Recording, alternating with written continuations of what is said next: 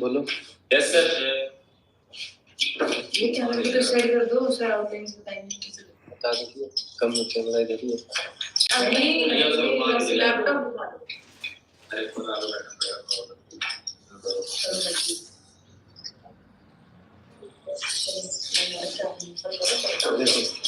देखो सभी आगे क्लास में शुरू कर सकते हैं। Yes sir.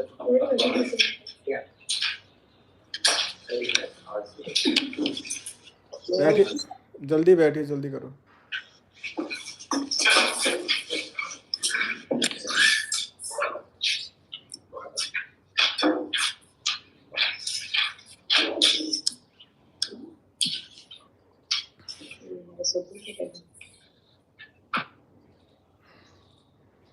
अब इसको म्यूट कर दो आप, जो ना इसका, ठीक है, ओके।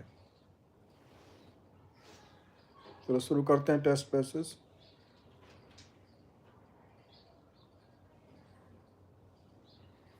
सर डायरेक्ट टेस्ट, हाँ, डायरेक्ट टेस्ट पैसेज बोल रहा हूँ। क्यों, आपको कोई ट्रायल पैसेज चाहिए क्या? नहीं सर। ठीक है, लिखिए।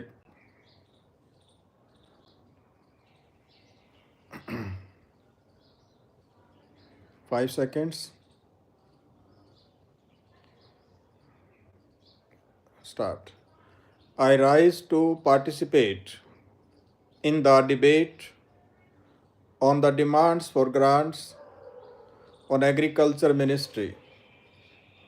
Whenever any discussion on the agriculture has taken place in the Parliament, it was debated seriously.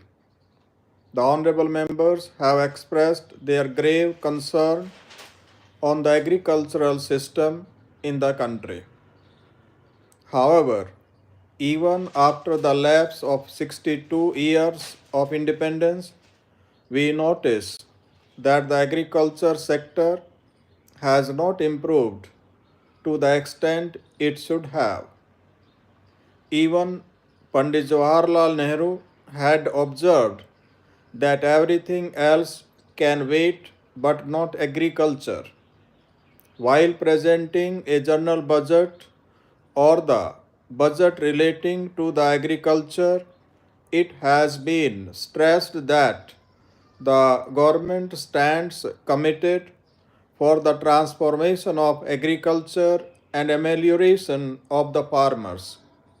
However, what we have seen is that it hardly produced any result. The situation has gone from bad to worse. The fact remains that the farmers of India are the biggest producers and the consumers of the country. The economy of the country will progress right to the day the purchasing capacity of the farmers of India is increased. Agriculture is such a sensitive issue that requires convening of a special session of Parliament.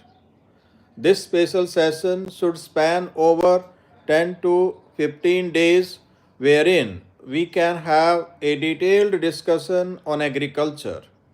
We cannot build strong and developed India unless we improve the condition of our agriculture sector. 75 crore people of the country are associated with the agriculture sector and 55% of the total workforce of the country is engaged in agriculture activities.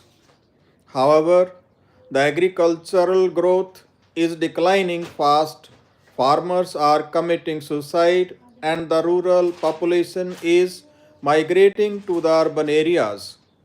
Nowadays, the income ratio between farmers and non-farmers is 1:8. India has got the largest research and extension system related to agriculture, but even then, our productivity is very low vis-a-vis the global average productivity. We have variety of crops in the country. We do not lack in diversification and capacity, but despite that, India hardly exports 2% of the processed food items. In such a scenario, how would we be able to make India competitive in the global arena? The budget for the food processing is quite dismal. India does not lag behind any country in terms of advanced research in the field of agriculture. However, large quantity of flowers, fruit and vegetable perish for want of proper and adequate storage facilities, as a result of which the most sufferers are our farmers. The Honorable Finance Minister has talked of providing subsidy to the farmers, but I do not know whether the farmers are aware of it or not. Such is the pitiable condition of agriculture today. We have to take measures to raise private investment in agriculture sector. Agriculture sector in India has an inherent strength which needs to be exploited. The government has to pay special attention to it. Today, the contribution of agriculture towards gross capital formation has come down to less than 7%. Then, how does this government claim that it is paying utmost attention to the development of agriculture sector?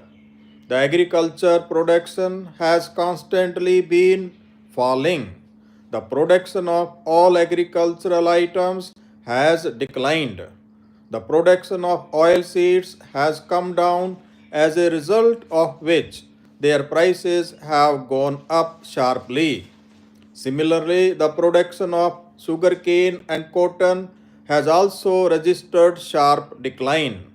This country witnessed the first green revolution long ago, and now this government is talking about bringing in the second green revolution. However, I want that instead of talking of green revolution, we should talk of having an evergreen revolution for which a special session of parliament should be convened. By evergreen revolution, we need to link the increased productivity to the market and consumers directly. I wish to urge this government to pay attention to it.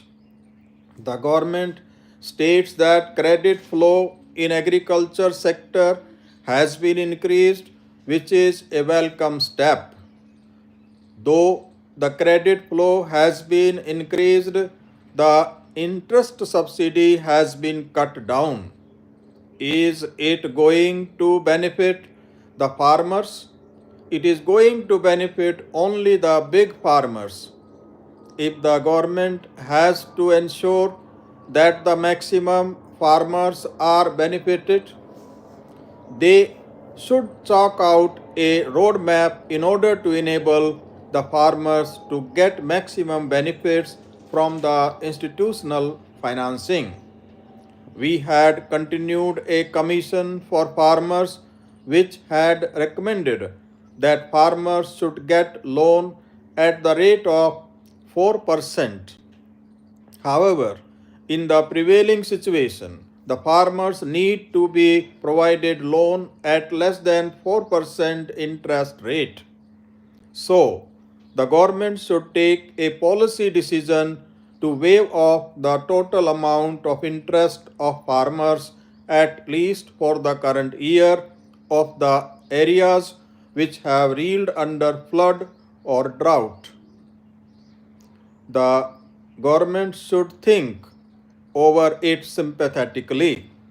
There should be a long-term planning for augmentation of agriculture sector. Similarly, the farmers are facing a big problem in the field of crop insurance. The government need to pay attention towards this also. करिए इसको, अभी time हुआ है 9:10, कितना 9:15 हुए हैं, तो 10 बजे चेक करेंगे इसको.